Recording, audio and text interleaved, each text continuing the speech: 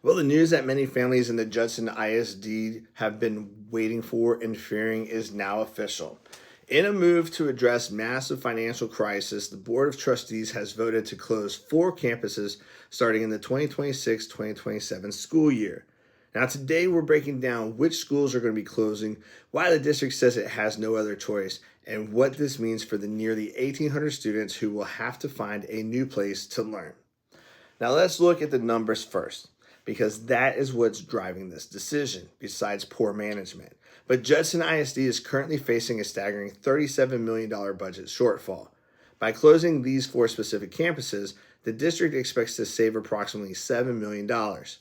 While that only chips away at about 19% of the total deficit, administrators argue that it is a necessary first step to stabilize the district's future and avoid even deeper cuts to student programs and staffing.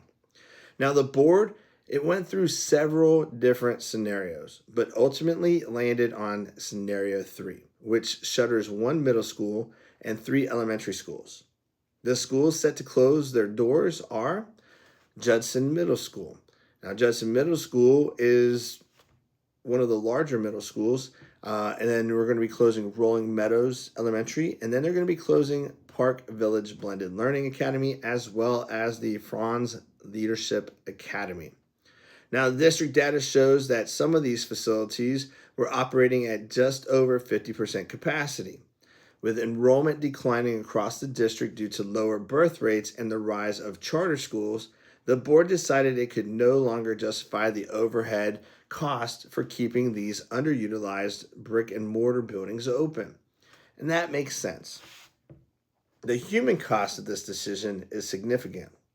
We're talking about a total of 1,817 students that will be displaced. These students aren't just moving to a different building, they are leaving behind familiar teachers, friends, and neighborhood routines.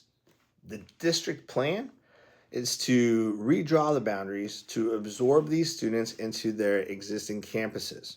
The goal is to bring the utilization rate of the remaining schools up to about 85%, which is considered the industry standard for a healthy, efficient school district.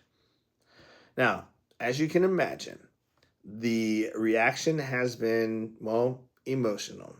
And while the board stated that the magic of Judson is in the people, not the bricks, many parents and teachers feel that these schools were the heart of their communities, and rightfully so. Trustees expressed that they hated having to make this choice, but cited a lack of state funding and the expiration of pandemic-era relief funds as the primary reason for the financial band-aid being pulled off now. I guess it had nothing to do with them opening up more schools than what they needed. It's always somebody else's fault. But hey, I digress.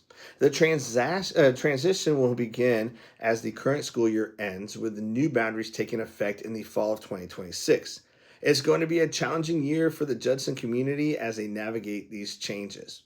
What are your thoughts on this? Is closing the schools the right way to fix a budget, or should the district have looked elsewhere? Let me know in the comments below.